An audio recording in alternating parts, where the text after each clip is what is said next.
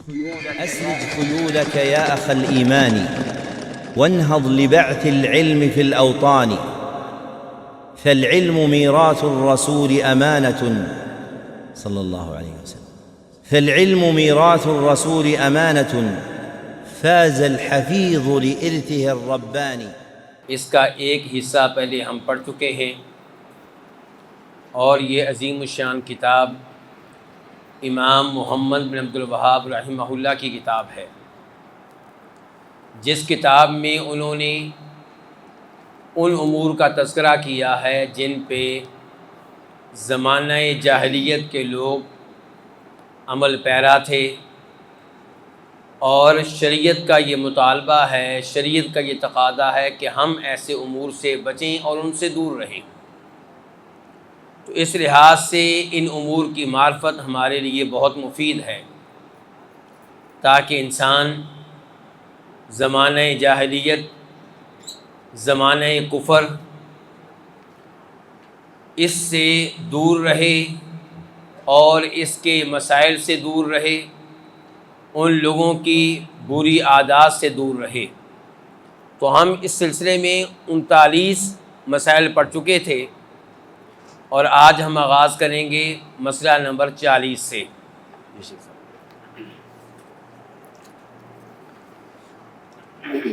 الحمدللہ رب العالمین، والصلاة والسلام على أشرف الأنبياء والمرسلين نبينا محمد وعلى آله وصحبه أجمعين، اللهم اغفر لنا ولشيخنا أجمعين. أما بعد، قال شيخ الإسلام محمد بن عبد الوهاب رحمه الله تعالى في مسائل الجاهلية: المسألة 40 التعطيل كقول آل فرعون.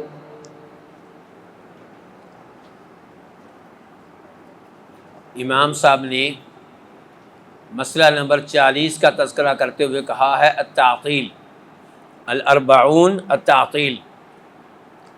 تعطیل سے مراد کیا ہے کہ اللہ رب العزت کو اس کی الوہیت سے خالی قرار دینا، اس کی ربوبیت سے، اس کے ناموں سے، اس کی صفات سے، یعنی کہ اللہ کا کوئی تصور ہی نہیں ہے، اللہ کا کوئی وجود ہی نہیں ہے، نہ اللہ کی الوہیت ہے، نہ اللہ کی ربوبیت ہے، نہ اللہ کے نام ہیں، نہ اللہ کی صفات ہے، یعنی کہ خود اللہ رب العزت نہیں ہے۔ جیسا کہ فرعون نے کہا تھا یا ایھا الملأ ما علمت لکم من الہ غیری۔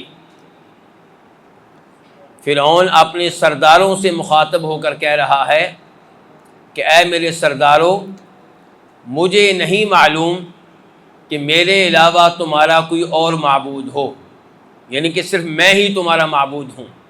تو اللہ رب العزت کی عبودیت کا اس نے انکار کیا ہے، اور جب انا ربکم الاعلی کہا تھا تو اللہ کی ربوبیت کا انکار کیا تھا۔ جی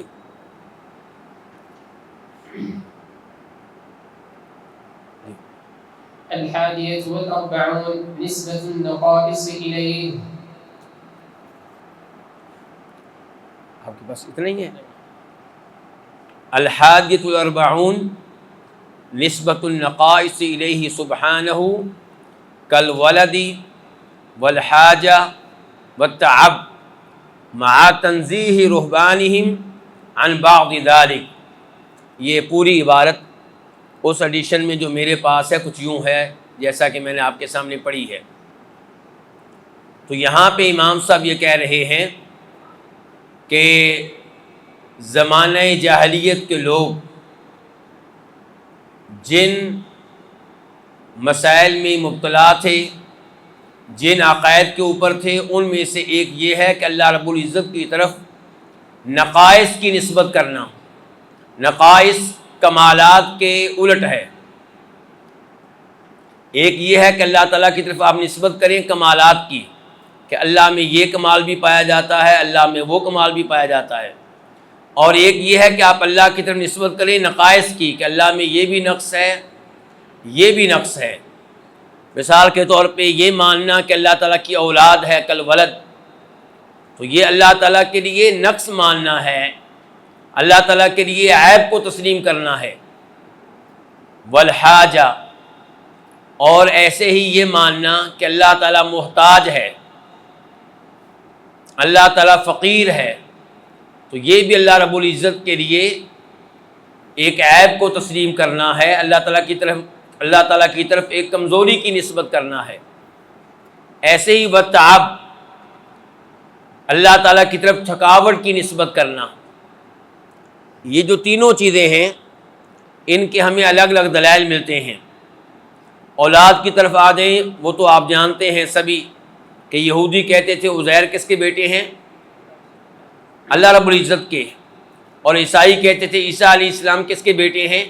اللہ تعالیٰ کے، اور فرشتے کہتے تھے، اور اہل مکہ کہتے تھے کہ فرشتے اللہ تعالیٰ کی کیا ہیں؟ بیٹیاں ہیں۔ تو یہ زمانے جاہلیت کے لوگ، یہودی، عیسائی اور اہل مکہ یعنی کہ مشرکین مکہ، اللہ رب العزت کی طرف اولاد کی نسبت کرتے ہیں، اور اللہ تعالیٰ کے لیے اولاد ماننا یہ تسلیم کرنا ہے کہ اللہ تعالیٰ کمزور ہے، اللہ تعالیٰ محتاج ہے۔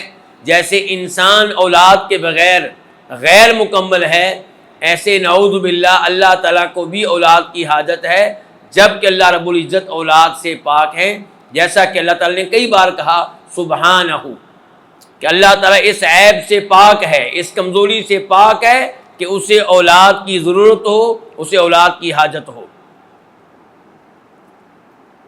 لم یلد ولم یولد، اس میں بھی اسی بات کا تذکرہ ہے۔ والحاجہ، اللہ رب العزت کی طرف نسبت کرتے تھے اس چیز کی کہ اللہ تعالیٰ محتاج ہے۔ اس بارے میں یہودیوں کا جملہ آپ سب جانتے ہیں، انہوں نے کیا کہا تھا؟ ان اللہ فقیر ونحن اغنیاء، کہ اللہ رب العزت قرض مانگتا ہے، یعنی کہ محمد جن آیتوں کی تلاوت کرتا ہے صلی اللہ علیہ وسلم، میں ان کے الفاظ نقل کر رہا ہوں، وہ کہتے تھے کہ محمد یہ کہتا ہے کہ اللہ تعالیٰ قرض مانگتا ہے، من ذا الذی یقرض اللہ قرضا حسنا، اس کا مطلب یہ ہے کہ اللہ کو قرض کی ضرورت ہے، اللہ محتاج ہے۔ تو انہوں نے کہا ان اللہ فقیر ونحن اغنیاء، تو اللہ رب العزت کی طرف انہوں نے فقر کی نسبت کی۔ والتعب، جہاں تک تعلق ہے تھکاوٹ کی نسبت کرنے کا اللہ رب العزت کی طرف، تو یہ کام کنہوں نے کیا تھا؟ یہودیوں نے کیا تھا۔ امام طبری رحمہ اللہ قتادہ بن دعامہ السدوسی رحمہ اللہ سے نقل کرتے ہیں کہ یہودیوں نے کہا تھا کہ اللہ تعالیٰ نے آسمانوں کو اور زمین کو پیدا کیا 6 دنوں میں، ثم استراح یوم السابع، 7ویں دن اللہ رب العزت نے آرام کیا، یعنی کہ تھک گیا ہے۔ وذالک عندہم یوم السبت، اور یہ 7واں دن ان کے ہاں کیا تھا؟ ہفتے کا دن، اسی لیے انہوں نے اس کا نام کیا رکھا؟ راحت والا دن، آرام کرنے والا دن۔ تو اللہ رب العزت کی طرف انہوں نے تھکاوٹ کی نسبت کی کہ اللہ تعالیٰ آسمانوں کو پیدا کر کے، زمین کو پیدا کر کے تھک چکا ہے، اور 7ویں دن اللہ تعالیٰ نے نعوذ باللہ آرام کیا ہے۔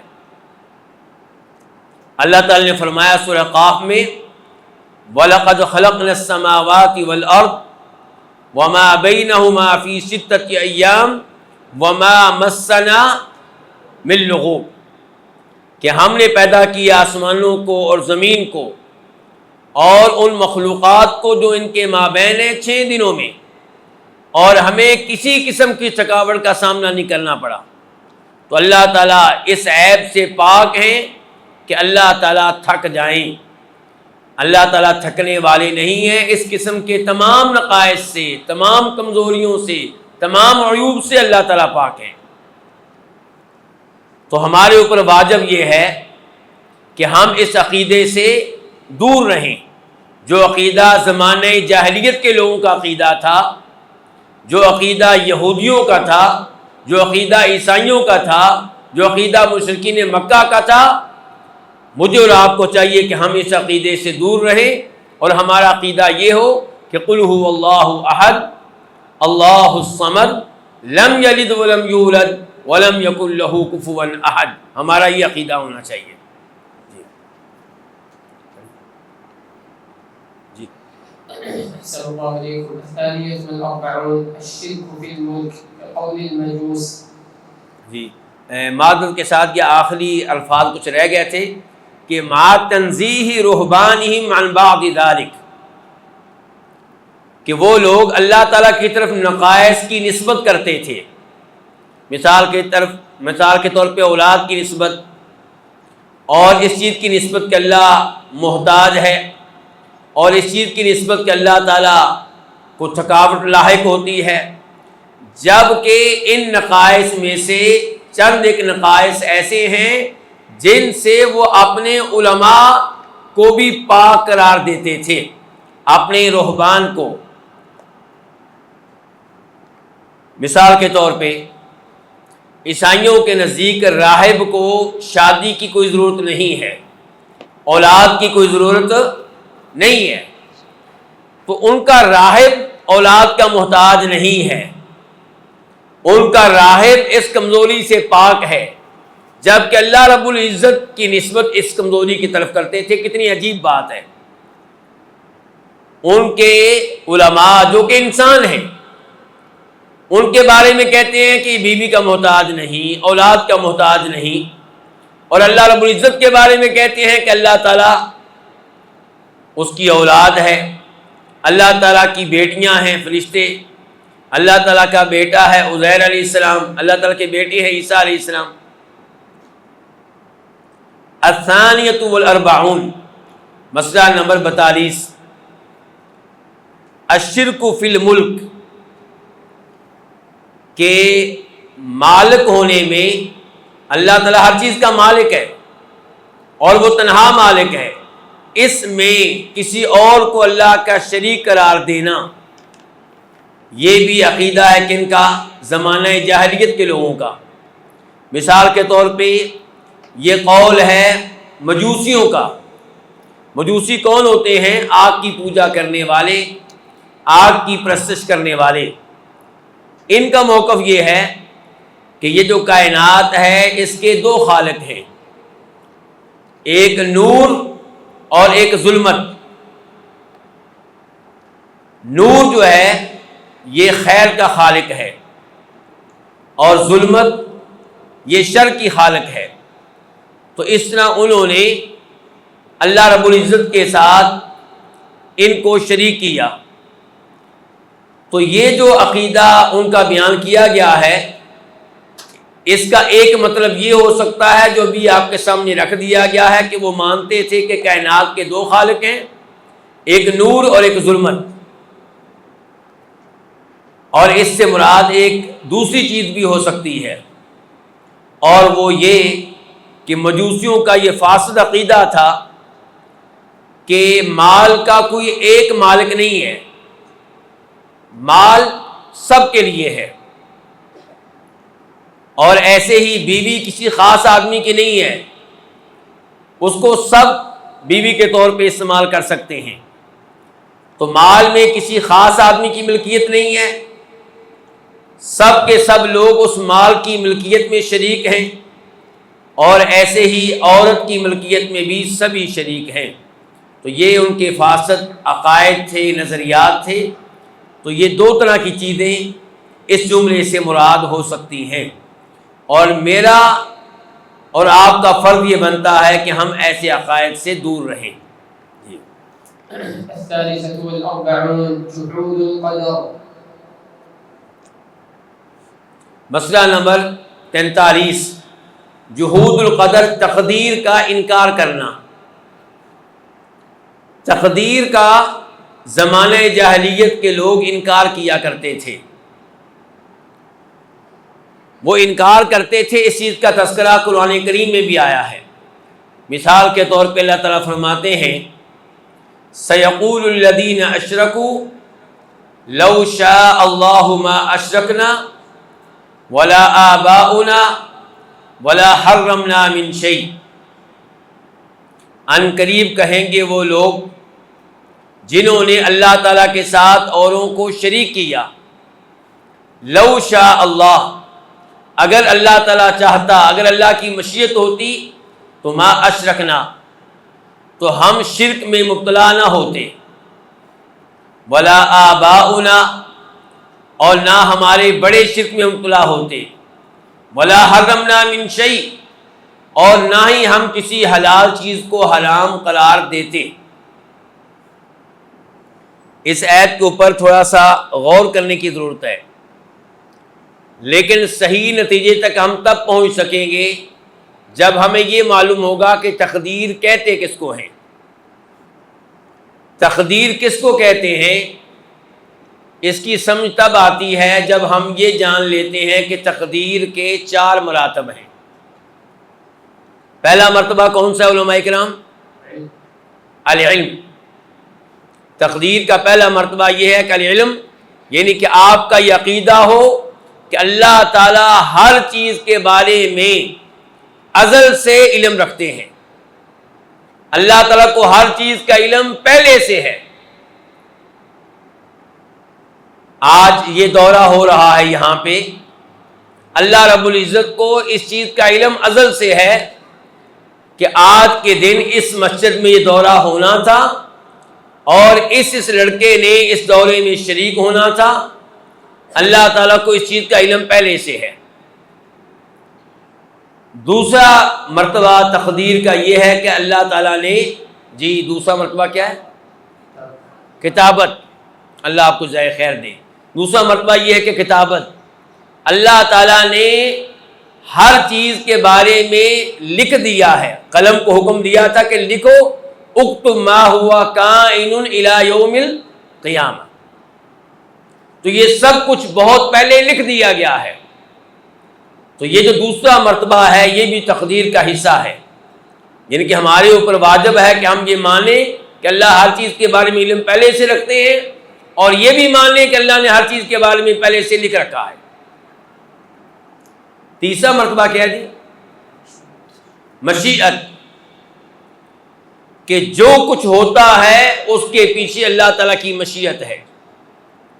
میں اور آپ اس مسجد میں بیٹھے ہیں تو اللہ کی مشیت کے بغیر نہیں بیٹھے، ہم آئے ہیں اپنی مرضی سے، اپنے ارادے تھے، اپنی مشیت سے، لیکن ہماری مشیت تب پوری ہوئی جب اس کے پیچھے کس کی مشیت تھی؟ اللہ کی۔ اگر اللہ کی مشیت نہ ہوتی، اللہ تعالیٰ کی مشیت میں یہ ہوتا کہ ہم نے یہاں نہیں پہنچنا تو ہم کبھی پہنچ نہ پاتے، ہم اپنے گھر سے نکل نہ پاتے، بیمار ہو جاتے، کوئی ایکسیڈنٹ ہو جاتا، راستے میں کوئی مسئلہ کھڑا ہو جاتا۔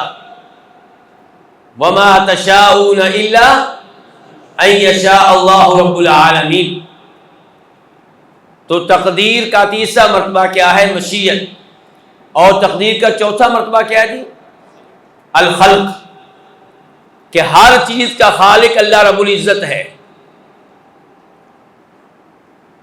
اللہ خالق کل شیء۔ اچھا، اس مرتبے میں گڑبڑ ہوئی، کئی لوگوں نے گڑبڑ کی۔ کیا گڑبڑ کی؟ وہ کہتے ہیں کہ انسان اپنے اعمال کا خود خالق ہے، جبکہ یہ بات غلط ہے۔ تو جو یہ چاروں مراتب مکمل طور پہ تسلیم کرے گا اس کا تقدیر پہ ایمان ہوگا، اور جس کا اس انداز سے تقدیر پہ ایمان ہوگا اسے مومن کہا جائے گا۔ جو اللہ تعالیٰ کے علم کی نفی کرتا ہے اور یہ کہتا ہے کہ اللہ تعالیٰ پہلے سے نہیں جانتے کہ کیا ہونے والا ہے۔ آپ کو معلوم ہے نا کہ ایسے لوگ موجود تھے اور اب بھی کئی موجود ہوں گے۔ مسلم شریف میں وہ حدیث آتی ہے، آپ لوگوں کے ذہن میں ہوگی، لمبی حدیث ہے، بتانے کی ضرورت نہیں ہے، یعنی کہ عبداللہ بن عمر کے زمانے میں رضی اللہ عنہ ایسے لوگ پیدا ہو چکے تھے جن کا یہ عقیدہ تھا کہ انسان جب گناہ کر لیتا ہے اللہ کو تب پتہ چلتا ہے، پہلے سے اللہ کو معلوم نہیں ہوتا۔ تو یہ کیا ہو گئے؟ تقدیر کے منکر ہو گئے۔ اور ایسے لوگ یہ بھی عقیدہ رکھتے تھے کہ یہ بات غلط ہے کہ اللہ نے پہلے سے لکھوا دیا ہے، جب اللہ کو علم نہیں تو لکھوایا بھی نہیں۔ تو ان چاروں مراتب کو ماننا ضروری ہے، اور یہ چاروں مراتب ان کا تذکرہ قرآن کریم میں موجود ہے۔ مثال کے طور پہ خلق کے بارے میں آیت پڑھ چکا ہوں، اللہ خالق کل شیء۔ مشیت کے بارے میں آیت پڑھ چکا ہوں، وما تشاءون الا ان یشاء اللہ رب العالمین۔ باقی کیا رہ گیا؟ اللہ تعالیٰ کا علم۔ ما اصاب من مصیبت فی الارض ولا فی انفسکم الا فی کتاب من قبل ان نبرأها ان ذلک علی اللہ یسیر، کہ کوئی بھی مصیبت زمین میں آتی ہے، وہ عام مصیبت ہو یا خاص مصیبت ہو جس کا تعلق صرف آپ کی جان سے ہو، فرمایا یہ سب کا سب پہلے سے لکھا ہوا ہے۔ تو اس سے پتہ چلا کہ اللہ رب العزت یہ سب کچھ پہلے سے جانتے ہیں، بلکہ اس کو لکھوایا ہوا ہے۔ تو تقدیر کے چاروں مراتب جو ہیں ہم ان کے اوپر ایمان لاتے ہیں۔ اِنَّا كُلَّ شَيْءٍ خَلَقْنَاهُ بِقَدَرٍ۔ اچھا، اب اس آیت کے اوپر غور کریں آپ۔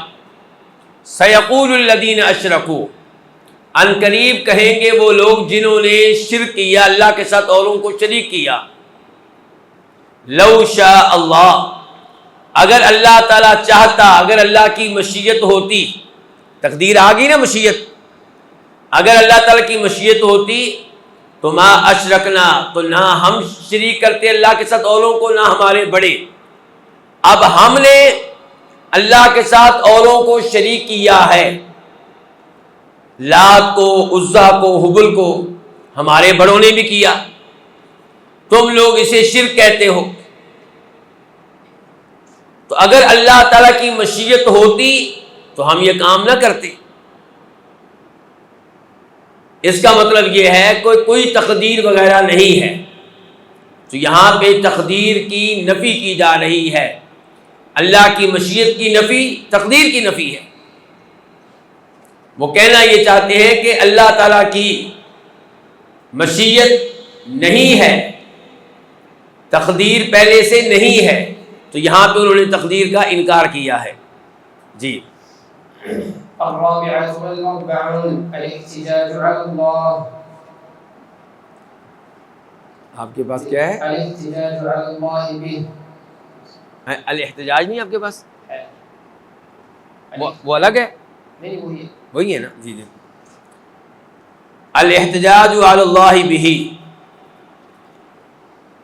مرتبہ نمبر 44، وہ یہ کہ زمانہ جاہلیت کے لوگ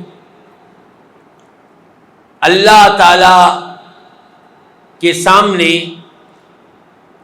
دلیل کے طور پہ پیش کرتے تھے، حجت کے طور پہ پیش کرتے تھے، کس کو؟ تقدیر کو۔ یعنی کہ کئی لوگ ان کے ایسے تھے جو تقدیر کا انکار کرتے تھے، اور کئی لوگ ایسے تھے جو تقدیر کو حجت کے طور پہ پیش کرتے تھے۔ اس کا کیا مطلب ہے؟ وہ کہتے تھے کہ اگر ہم کفر پہ ہیں تو ہماری تقدیر میں ہی ایسے ہے، اگر ہم گناہ کر رہے ہیں تو ہماری تقدیر میں ہی ایسے ہے، اللہ تعالیٰ نے ہماری تقدیر میں ایسا ہی لکھا ہے۔ وَقَالُوا لَوْ شَاءَ الرَّحْمَنُ مَا عَبَدْنَاهُمْ، انہوں نے کہا کہ اگر رحمان کی مشیت ہوتی تو ہم ان کی عبادت نہ کرتے جن کی ہم عبادت کر رہے ہیں۔ تو رب کی مشیت ہے تو ہم عبادت کر رہے ہیں نا، اس کا مطلب یہ ہے کہ اس میں اللہ کی مرضی ہے۔ انہوں نے مشیت کو اللہ کی رضا بنا لیا، جبکہ مشیت اور چیز ہے، اللہ کی رضا اور چیز ہے۔ تو بہرحال یہاں پہ انہوں نے تقدیر کو حجت بنایا ہے اپنے کفر کے معاملے میں، اپنے گناہوں کے معاملے میں، جبکہ حقیقت یہ ہے کہ ان کے پاس کوئی حجت نہیں ہے۔ کیوں؟ کیونکہ اللہ رب العزت نے ہر ایک کو اختیار دیا ہے۔ اِنَّا هَدَيْنَاهُ السَّبِيلَ إِمَّا شَاكِرًا وَإِمَّا كَفُورًا، نیکی کرنے کا بھی اختیار دیا ہے، گناہ کرنے کا بھی اختیار دیا ہے۔ نیکی کرنے کی بھی قدرت اور قوت دی ہے، گناہ کرنے کی بھی قوت اور قدرت دی ہے، اور اللہ تعالی نے ہر ایک کو ارادہ دیا ہے۔ میں اگر اس وقت گفتگو کر رہا ہوں تو اپنے ارادے سے کر رہا ہوں، اپنی مشیت سے کر رہا ہوں۔ آپ اگر میری گفتگو سن رہے ہیں تو اپنے ارادے سے سن رہے ہیں، اپنی مشیت سے سن رہے ہیں۔ تو جب اللہ نے ہمیں اختیار دیا ہے، قدرت دی ہے، مشیت دی ہے، تو پھر اس کے اوپر حساب تو بنتا ہے۔ اسی طرح اللہ تعالیٰ نے یہ بتانے کے لیے کہ خیر کا راستہ کون سا ہے، شر کا راستہ کون سا ہے، اللہ نے آسمان سے کتابیں نازل کی ہیں۔ اللہ رب العزت نے انبیاء کرام علیہم السلام کو بھیجا ہے، اور اللہ نے یہ بتا دیا ہے کہ وَلَا يَرْضَى لِعِبَادِهِ الْكُفْرَ، کہ میں اس بات پہ راضی نہیں ہوں کہ میرے بندوں میں سے کوئی بھی بندہ کفر کو اختیار کرے۔ اللہ تعالیٰ نے تنبیہ کر دی ہے، اور پھر ہم خود محسوس کرتے ہیں کہ جب ہم کوئی عمل کرتے ہیں اپنے اختیار سے کرتے ہیں۔ ابھی میں بول رہا ہوں تو اپنے اختیار سے بول رہا ہوں، اور جن کے پاس اختیار نہیں ہے ان کا مواخذہ بھی نہیں ہے۔ مینٹل دیوانہ شخص جو مرضی کہتا رہے اس کا مواخذہ نہیں ہوگا، ممکن ہے اس کے منہ سے کفری الفاظ نکلیں تو اس کا کوئی مواخذہ نہیں ہوگا۔ مواخذہ اسی کا ہوگا جس کو اللہ نے ارادہ دیا، اختیار دیا۔ جس کو ارادہ اور اختیار نہیں دیا اس کا مواخذہ بھی نہیں ہے۔ کسی کے سر پہ کوئی پسٹل رکھ دے اور اس سے کہے کہ یہ کفری الفاظ کہو، وہ کہہ دے، اس کا بھی مواخذہ نہیں ہے، کیونکہ اس نے اپنے ارادے کے خلاف یہ الفاظ کہے ہیں، وہ چاہتا نہیں تھا، اس کے اوپر زبردستی کی گئی ہے۔ سویا ہوا شخص ہے، اس کے منہ سے ایسے الفاظ نکل جاتے ہیں جو کفری الفاظ ہیں، روز قیامت اس کا ان الفاظ پہ مواخذہ نہیں ہوگا۔ تو مواخذہ ادھر ہے جہاں پہ ارادہ ہے، قدرت ہے، اختیار ہے۔ اس لیے بندے گناہوں کے معاملے میں تقدیر کو بطور حجت پیش نہیں کر سکتے۔ تقدیر کو حجت کے طور پہ پیش کیا جائے گا جب ہمارے اوپر کوئی مصیبت آ جائے، بیٹا فوت ہو جائے، مکان گر جائے، گاڑی چوری ہو جائے، اب اپنے آپ کو حوصلہ دیں یہ کہہ کر کوئی بات نہیں، تقدیر میں ہی ایسا لکھا ہوا تھا۔ لیکن گناہ کے معاملے میں آپ تقدیر کو حجت کے طور پہ پیش کریں تو یہ غلط ہوگا، ایسا کرنا درست نہیں ہوگا۔ یہاں پہ یہ دو آیتیں جو میں نے آپ کے سامنے پڑھی ہیں، ان کے بارے میں کچھ وضاحت کرنا چاہوں گا، امید ہے کہ آپ توجہ سے سنیں گے۔ پہلی آیت کون سی تھی؟ سَيَقُولُ الَّذِينَ أَشْرَكُوا لَوْ شَاءَ اللَّهُ مَا أَشْرَكْنَا وَلَا آبَاؤُنَا وَلَا حَرَّمْنَا مِنْ شَيْءٍ۔ یہ سورہ انعام کی آیت نمبر 148 ہے، 148۔ اور دوسری ہے وَقَالُوا لَوْ شَاءَ الرَّحْمَنُ مَا عَبَدْنَاهُمْ، یہ ہے سورہ زخرف کی آیت نمبر 20-20۔ علماء کرام کے ایسی آیت کی تفسیر میں دو قول پائے جاتے ہیں۔ مثال کے طور پہ اسی آیت کو آپ لے لیں، لو شاء اللہ ما اشرکنا ولا آباؤنا ولا حرمنا من شیء۔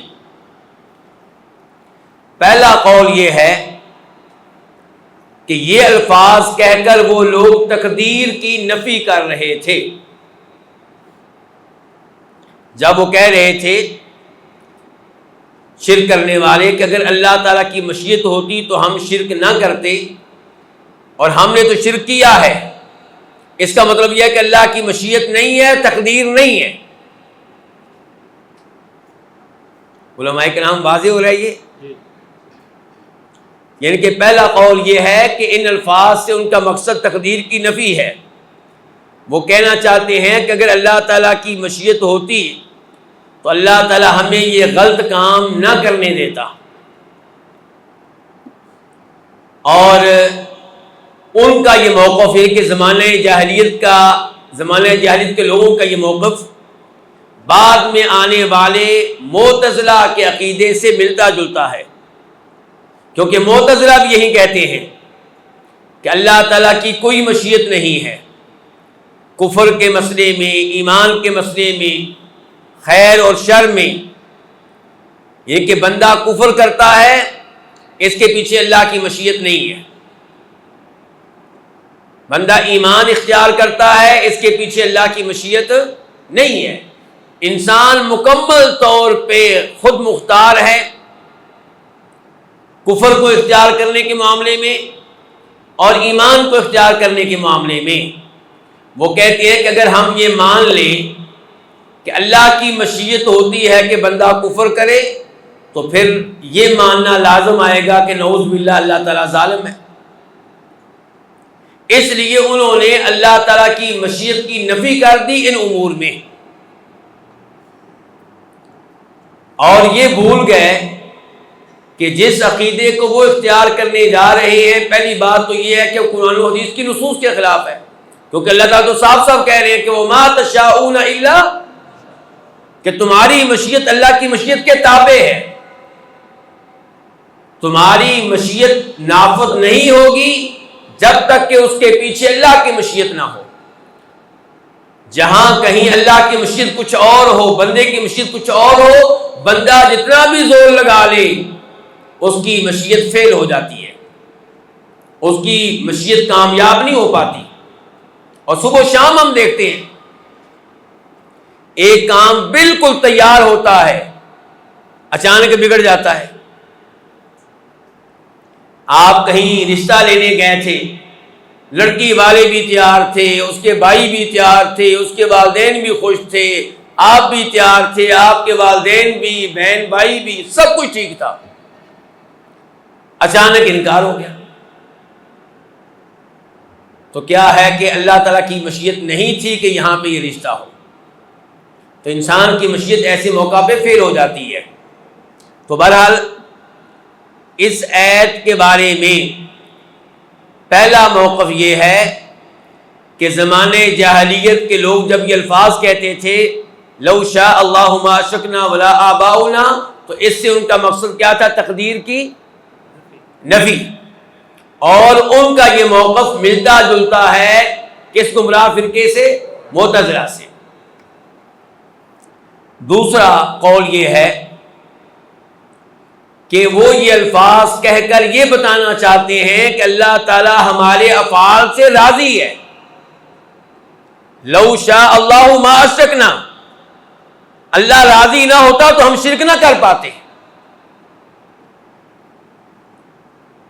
تو دوسرا یہ ہے کہ وہ کہنا چاہتے ہیں کہ اللہ تعالی ہمارے افعال سے راضی ہے، کیونکہ اللہ اگر راضی نہ ہوتا تو اللہ تعالی ہمیں یہ کام نہ کرنے دیتا۔ تو اگر ان الفاظ کا یہ مطلب لیا جائے تو اس کا مطلب یہ ہے کہ وہ تقدیر پہ ایمان رکھتے تھے، لیکن تقدیر پہ ایمان رکھنے کے ساتھ ساتھ تقدیر کو حجت بنا رہے ہیں اپنے کفر کو، اپنے شرک کو جائز قرار دینے کے لیے۔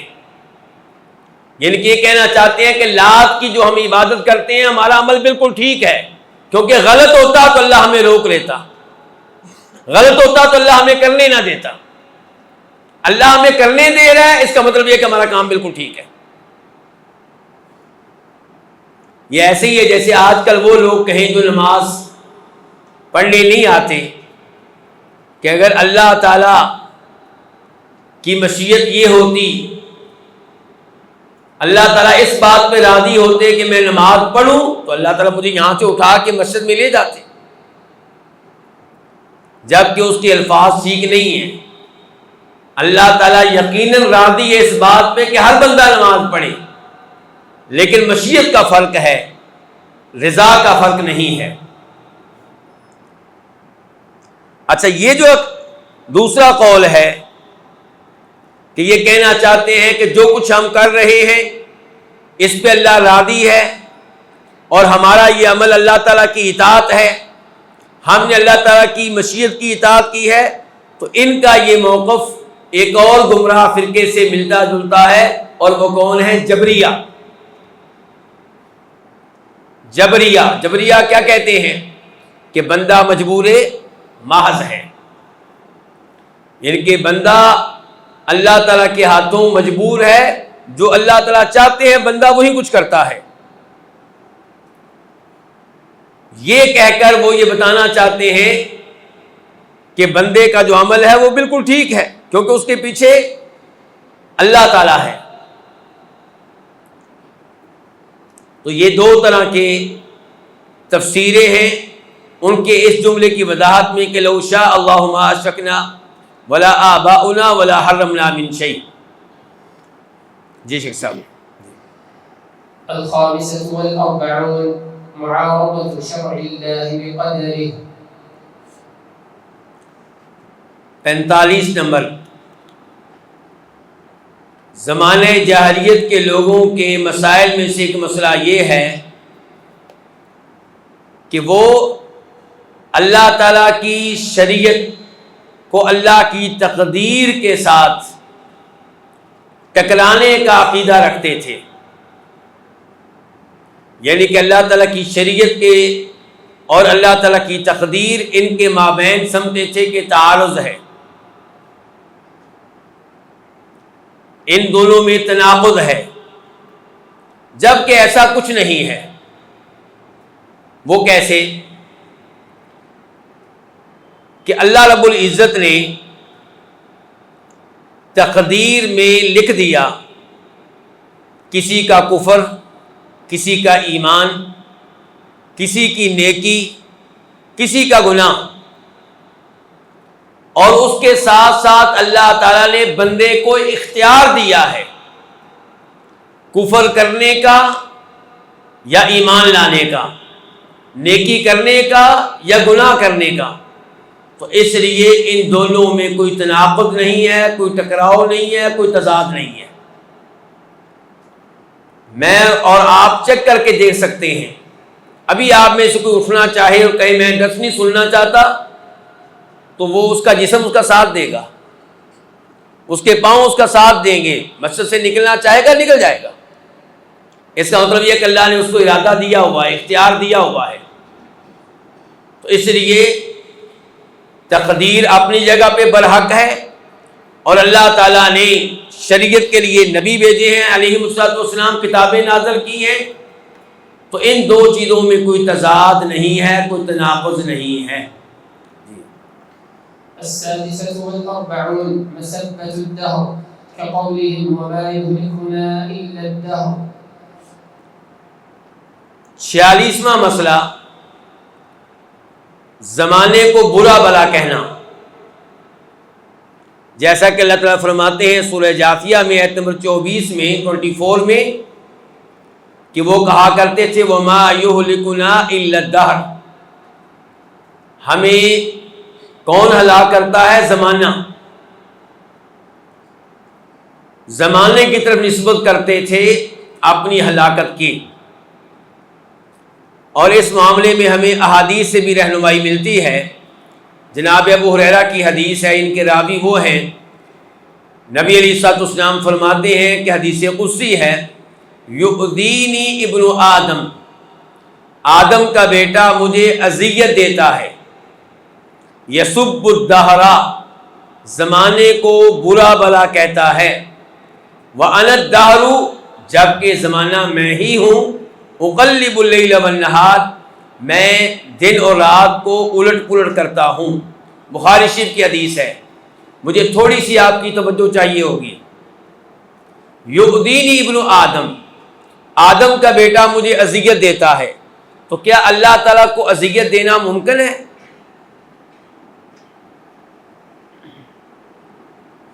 عجیب بات ہے. آپ کہہ رہے نہیں، حدیث ابھی آپ نے سنی ہے. اللہ تعالیٰ تو کہہ رہے یؤذینی ابن آدم، آدم کا بیٹا مجھے اذیت دیتا ہے.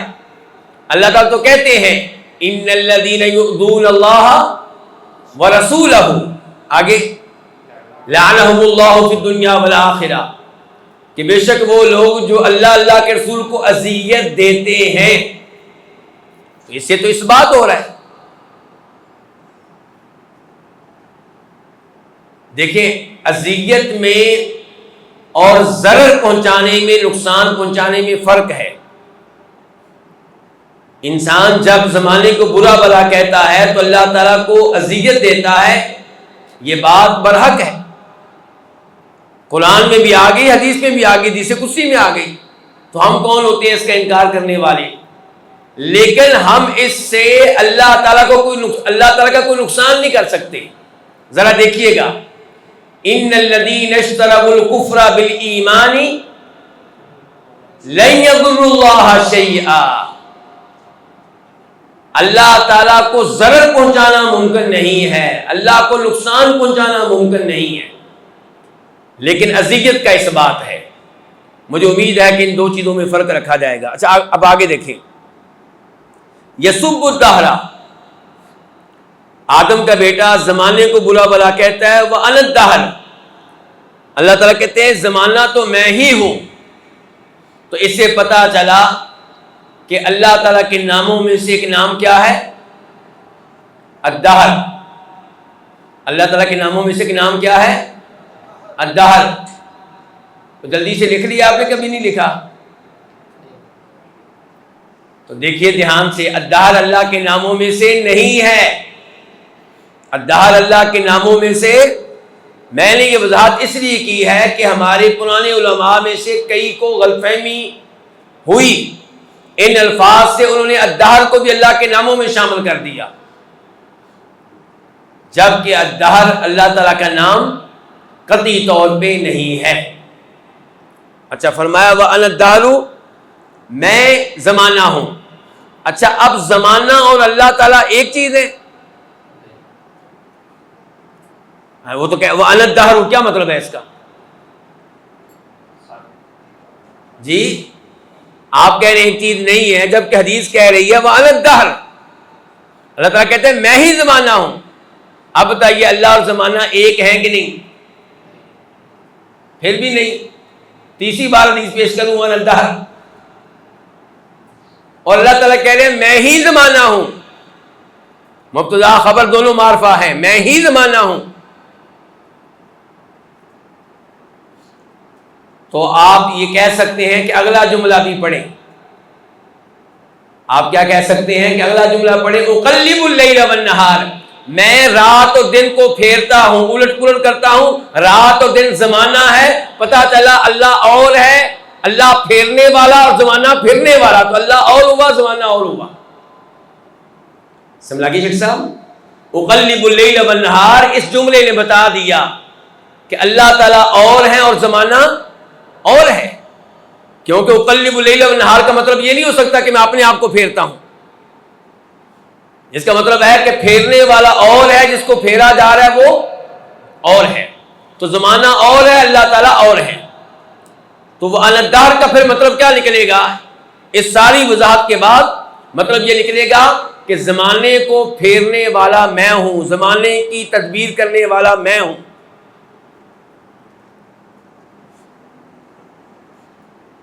اسی لیے ایک روایت میں آتا ہے بیدی الامر، سارا معاملہ میرے ہاتھ میں ہے۔ وہ الدہر کی جگہ پہ آتا ہے بیدی الامر، سارا معاملہ میرے ہاتھ میں ہے۔ اور ایک روایت میں آتا ہے لا تسبوا الدہر فإن اللہ هو الدہر، زمانے کو برا بلا نہ کہو کیونکہ اللہ تعالیٰ ہی زمانہ ہے۔ تو مراد یہ ہے کہ اللہ تعالیٰ ہی زمانے میں تصرف کرنے والا ہے۔ اچھا اب اس حدیث سے بھی پتا چلا کہ زمانے کو برا بلا نہیں کہنا چاہیے، اور قرآن سے پتا چلا کہ وما یہلکنا الا الدہر، یہ الفاظ ان لوگوں کے ہوا کرتے تھے جو زمانے جاہلیت کے لوگ تھے۔ اب آخر میں یہ سوال اٹھے گا کہ کیا آج کل پھر ہم کسی دن کو برا بلا کہہ سکتے ہیں، کسی مہینے کو برا بلا کہہ سکتے ہیں، کسی ہفتے کو برا بلا کہہ سکتے ہیں؟ اگر آپ کہتے ہیں کہ نہیں تو پھر مجھے ایک آیت کی وضاحت آپ نے دینی ہے۔ اِنَّا أَرْسَلْنَا عَلَيْهِمْ رِيحًا صَرْصَرًا فِي يَوْمِ نَحْسٍ مُسْتَمِرٍ، کہ ہم نے قوم عاد پہ تند و تیز آندھی بھیجی ایک ایسے دن میں جس کی نحوست دائمی تھی۔ تو کیا یہاں پہ اس دن کو برا بلا نہیں کہا گیا؟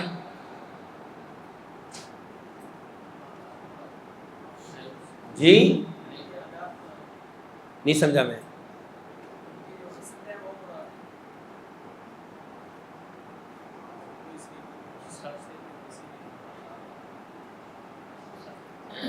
ایک تو یہ ذہن میں رکھنا ہم نے کہ وہ دن جو ہے وہ منحوس نہیں تھا، وہ دن منحوس،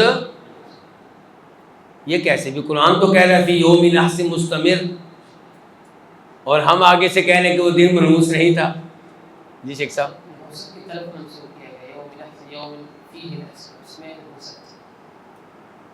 اس میں ہی نحوست تھی۔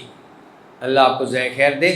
دیکھیں اگر وہ دن منحوس ہوتا تو پھر سب کے لیے ہوتا، ایسے ہی ہے نا، جبکہ وہی دن جو ان کے لیے منحوس ہوا وہ ان کے نبی ہود علیہ السلام کے لیے منحوس تھا، ان کے لیے یوم نجات تھا، ان کے لیے خوشی کا دن تھا، ان کے لیے سعادت والا دن تھا۔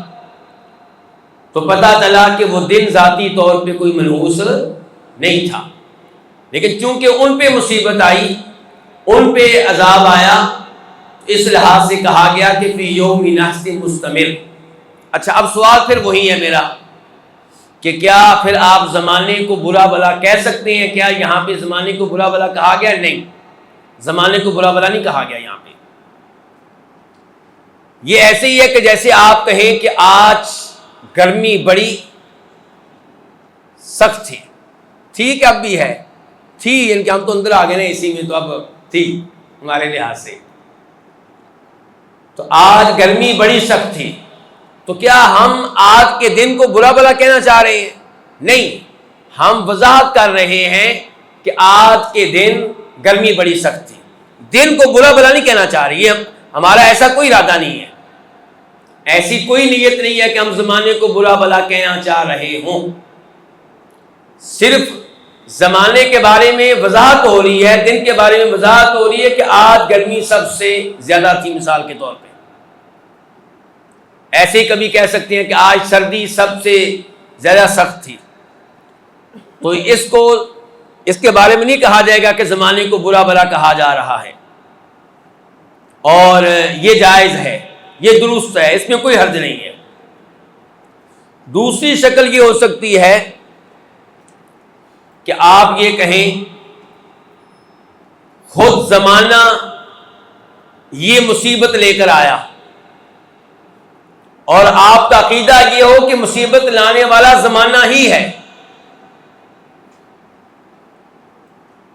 زمانے کو آپ فاعل سمجھتے ہو، زمانے کو مصیبت لانے میں آپ کیا سمجھتے ہو؟ فاعل سمجھتے ہو، خالق سمجھتے ہو، پھر تو شرک ہو جائے گا، اور پھر وہ شرک اکبر ہوگا۔ اگر آپ آنے والی مصیبت کی نسبت کسی دن کی طرف کرتے ہیں، کسی مہینے کی طرف کرتے ہیں، اور مقصد آپ کا یہ ہے کہ خود یہ دن ہی مصیبت کو ایجاد کرنے والا اس کا خالق ہے، اس کا فاعل ہے، پھر یہ شرک اکبر ہے۔ اور تیسرے نمبر پہ یہ ہو سکتا ہے کہ آپ زمانے کو اس مصیبت کا خالق تو نہیں سمجھتے، فاعل تو نہیں سمجھتے، لیکن آپ اس کی وجہ سے برحق زمانے کو برا بھلا کہہ رہے ہیں۔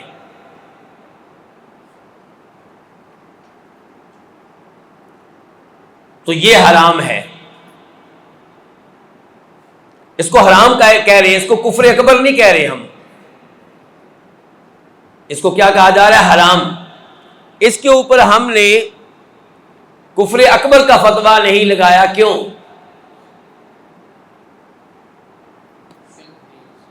کیونکہ جو زمانے کو برا بھلا کہہ رہا ہے اس کے دل میں یہ بات نہیں ہے کہ میں زمانے کو برا بھلا کہہ کر اللہ کو برا بھلا کہوں، اس کے دل میں، اس کی نیت میں ایسی کوئی بات نہیں ہے، وہ بس زمانے کو برا بھلا کہنا چاہ رہا ہے، اس مہینے کو برا بھلا کہنا چاہ رہا ہے، اس دن کو برا بھلا کہنا چاہ رہا ہے، اس گھڑی کو برا بھلا کہنا چاہ رہا ہے۔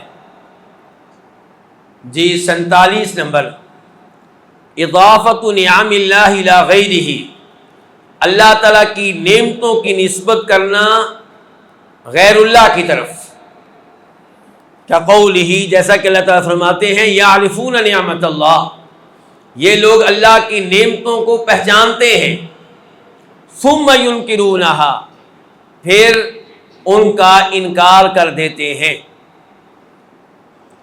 اللہ کی نعمتوں کے تعلق سے ہمارے اوپر واجب ہے کہ ہم ان نعمتوں پہ اللہ کا شکر ادا کریں، اور یہ شکر دل کے ساتھ بھی ہو۔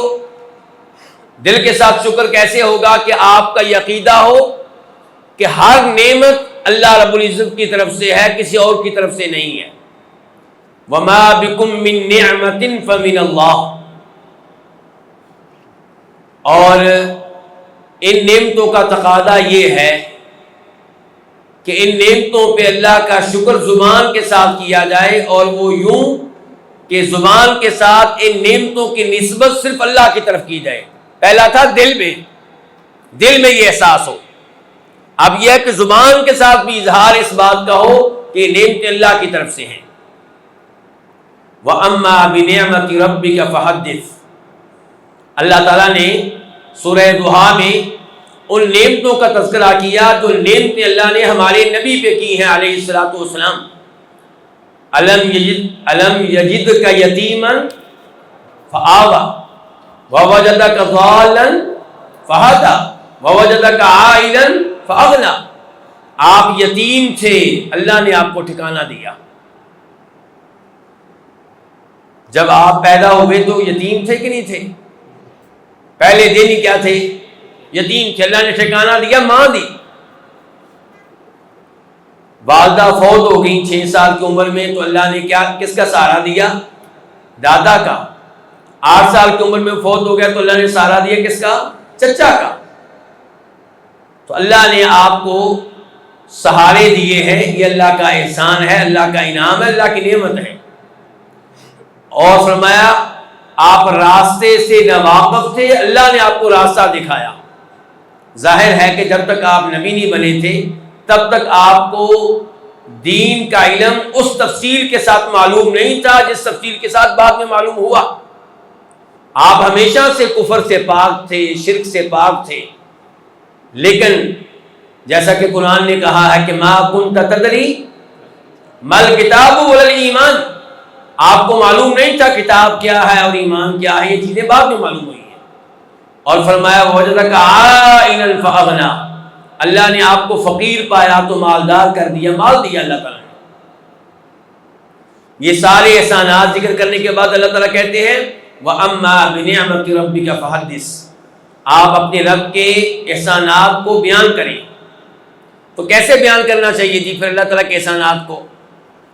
میں جناب والا یہ کیا، میں نے وہ کیا، میں نے یہ کیا، اور آخر میں کیا کہہ دیا وَأَمَّا بِنِعْمَةِ رَبِّكَ فَحَدِّثْ۔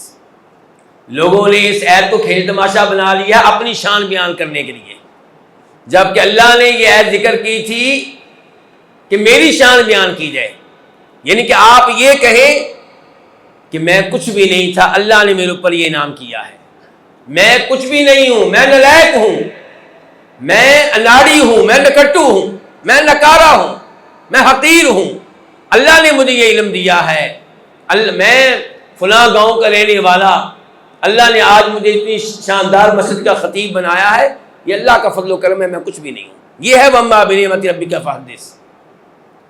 لیکن ہم اس آیت کو استعمال کرتے ہیں اپنی شان بیان کرنے کے لیے۔ تو بہرحال کہنے کا مطلب یہ ہے کہ اللہ کی نعمت دل میں احساس ہو کہ صرف اللہ کی طرف سے ہے، زبان کے ساتھ اظہار ہو کہ یہ اللہ کی طرف سے ہے، اور تیسرے نمبر پہ یہ کہ ان نعمتوں کو اللہ کی اطاعت میں استعمال کیا جائے۔ اچھا، اب ہوتا کیا ہے؟ ناشکری کی جاتی ہے، اللہ کی دی گئی نعمت کو غیر اللہ کی طرف منسوب کر دیتے ہیں۔ بیٹا دیا جی کس نے؟ فلاں بابا جی نے، فلاں بابا جی نے بیٹا دیا، تو یہ الفاظ کیا ہو گیا جی؟ شرک۔ کون سا شرک؟ شرک اکبر۔ بیٹا صرف اللہ ہی دے سکتا ہے، کوئی اور نہیں دے سکتا۔ آپ یہ بھی نہیں کہہ سکتے کہ وہ سبب ہیں۔ دوسرے نمبر پہ یہ ہے ناشکری نعمت کے اوپر، اور جس کا تذکرہ یہاں پہ ہو رہا ہے وہ یہ کہ آپ غیر اللہ کی طرف نعمت کی نسبت کریں زبان کے ساتھ، دل میں یہ نہیں ہے. دل میں یہ ہے کہ یہ نعمت اللہ کی طرف سے ہے. مثال کے طور پہ آپ کہتے ہیں کہ اگر یہ ماہر قسم کا ڈرائیور نہ ہوتا تو آج ہم نے مر جانا تھا. تو یہ الفاظ کیا ہیں؟ یہ الفاظ شرک اصغر ہیں، کفر اصغر ہیں. کیونکہ دل میں آپ کا یہ ہے کہ اللہ بچانے والا ہے، لیکن زبان سے جو اپنے الفاظ ادا کیے ہیں اور اس نعمت کی نسبت آپ نے اس ڈرائیور کی طرف کر دی ہے، اس کی مہارت کی طرف کر دی ہے، یہ کیا ہے؟ یہ کفر اصغر ہے. دوسرے نمبر پہ یہ ہے کہ آپ یہ احساس رکھتے ہوئے کہ بچانے والا اللہ ہے، زبان سے کہتے ہیں کہ اگر اللہ نہ ہوتا اور یہ ڈرائیور نہ ہوتا تو ہم نے مر جانا تھا. تو یہ الفاظ بھی کیا ہے؟ کفر اصغر اور شرک اصغر. کیونکہ آپ نے اس ڈرائیور کو اللہ کے برابر کر دیا ہے. اور تیسرے نمبر پہ یہ ہے کہ آپ کہیں کہ اللہ تعالیٰ نے بچایا ہے اور اس کے بعد اس ڈرائیور کی مہارت ہمارے کام آئی ہے، اس نے بچایا ہے. اس کے بعد اب آپ نے برابر نہیں کیا، نعمت کی نسبت آپ نے اللہ کی طرف کی ہے اور اس کے بعد آپ نے اس ڈرائیور کی طرف کی ہے، لیکن اس کو اللہ کے برابر نہیں رکھا اور اس کی طرف آپ نے نسبت بطور سبب کی ہے کہ یہ سبب بنا ہے. تو یہ الفاظ جائز ہیں، ان میں کوئی حرج نہیں ہے. یہ الفاظ جائز ہیں، ان میں کوئی حرج نہیں ہے. یہاں پہ اس بات کی بھی وضاحت ہو جائے کہ یہ جو کہا جا رہا ہے یہ کفر اصغر ہے، یہ کفر اصغر ہے، یہ تب ہے جب آپ ان باتوں کا تذکرہ اس انداز سے کر رہے ہوں کہ آپ اس انعام کی، اس نعمت کی نسبت غیر اللہ کی طرف کر رہے ہیں. لیکن اگر بیان ہو رہا ہے اسباب کا، آپ سے پوچھا جا رہا ہے آپ حادثے سے کیسے بچے، سبب کیا بنا، تو اس موقع پہ اگر آپ کہہ دیتے ہیں کہ اگر یہ ڈرائیور نہ ہوتا تو ہم نے مر جانا تھا، کوئی حرج نہیں ہے اس میں. لیکن اب یہاں پہ ساتھ اللہ کا تذکرہ نہ کریں. اگر اللہ کا تذکرہ کرنا ہے تو پھر وہی انداز ہے کہ پھر برابری نہیں چلے گی. پھر آپ نے یہ کہنا ہے کہ اگر اللہ کا فضل و کرم نہ ہوتا اور اس کے بعد یہ ڈرائیور سبب نہ ہوتا تو ہم ہلاک ہو جاتے. تو یہ ہے اضافت نعم اللہ الی غیرہ، اللہ کی نعمتوں کی نسبت غیر اللہ کی طرف کرنا، کہ قولہ یعرفون نعمت اللہ ثم ینکرونہا. جی الثامنة والأربعون الكفر بآيات الله.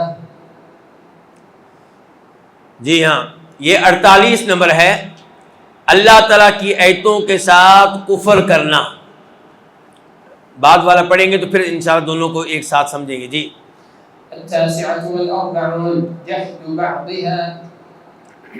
ہاں 49 نمبر یہ ہے کہ ان میں سے بعض کا انکار کر دینا. کیا فرق ہے دونوں میں؟ پہلے میں کیا تھا؟ کلی طور پہ اللہ تعالیٰ کی آیات کا انکار کر دینا.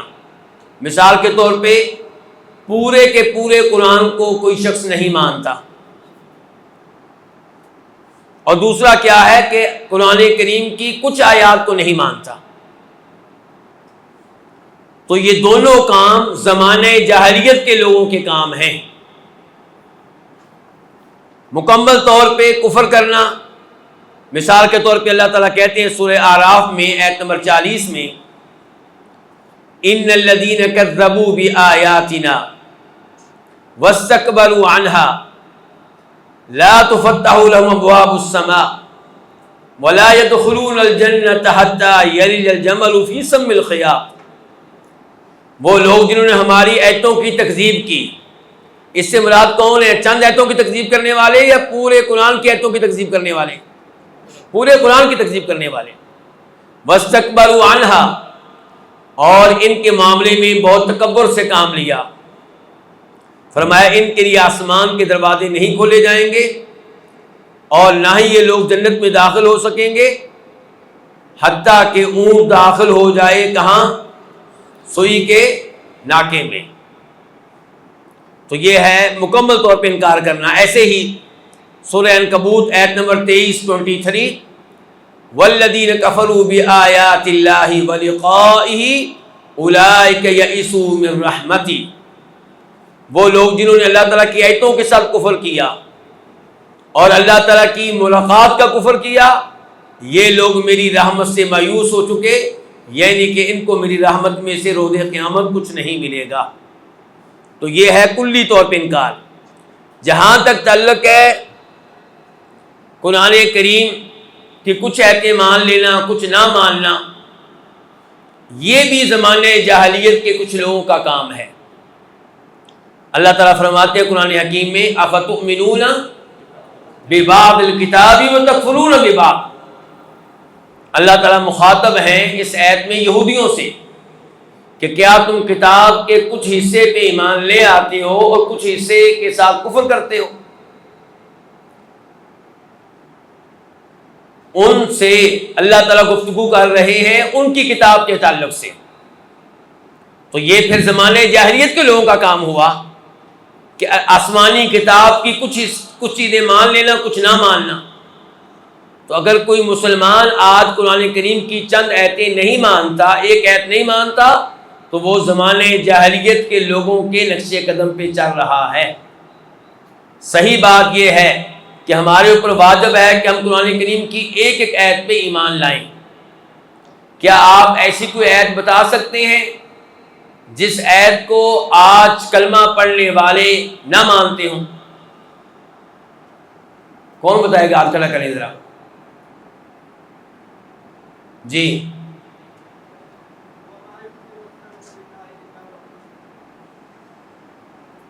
جی یہ تو ایسے ہی ہے کہ اکثر لوگ جو ہیں وہ شرک میں مبتلا ہیں، لیکن کوئی آیت ہو جس کو مانتے ہی نہ ہو، آیت کو، قرآن کریم کی آیت کو، یعنی کہ ان کا ایمان ہے قرآن کریم کے اوپر لیکن کوئی آیت ہے اس کو نہیں مانتے، یعنی کہ اس کا معنی نہیں مانتے، اس میں جو اصول آیا اس کو نہیں مانتے۔ جی جی ہاں، منکرین حدیث کے بارے میں آپ کہہ سکتے ہیں، بالکل صحیح ہے۔ وہ ویسے میں آپ کو آسان مثالیں دے دیتا ہوں۔ شیخ صاحب کو پہلے تو کتاب دینی چاہیے نام۔ شیخ صاحب آپ کے پاس ہے کہ نہیں؟ چلے ماشاءاللہ، اللہ آپ کو جزائے خیر دے، بارک اللہ فیکم۔ میں آپ کو آسان آیتیں دیتا ہوں جن کو آپ بڑی آسانی سے قبول کریں گے کہ واقعی کئی لوگ نہیں مانتے۔ قرآن حکیم سے کیا پتہ چلتا ہے کہ مرد و عورت کی وراثت برابر ہے کہ وراثت؟ للذکر مثل،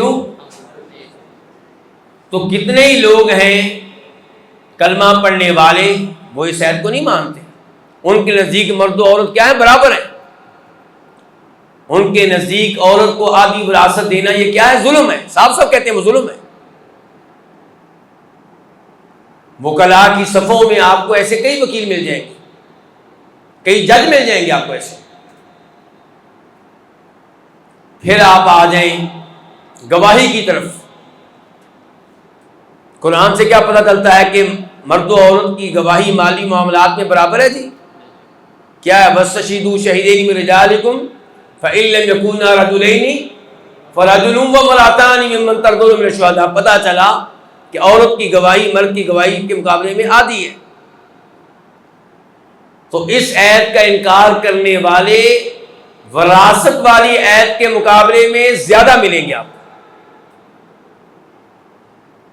تو ایسی کئی آیتیں ہیں جن کا انکار کرنے والے آپ کو مل جائیں گے۔ مثال کے طور پہ اس آیت کا انکار کرنے والے آپ کو مل جائیں گے فَانْكِحُوا مَا طَابَ لَكُم مِّنَ النِّسَاءِ مَثْنَىٰ وَثُلَاثَ۔ کتنے لوگ ہیں جو سمجھتے ہیں، جن کا باقاعدہ یہ نظریہ ہے کہ دوسری شادی عورت پہ ظلم ہے۔ جو یہ لفظ کہہ رہا ہے کہ دوسری شادی عورت پہ ظلم ہے وہ قرآن کریم کی آیت کا منکر ہے۔ تو ہم نے زمانے جاہلیت کے لوگوں کے نقش قدم پہ نہیں چلنا، ہم نے پورے قرآن کریم پہ ایمان لانا ہے۔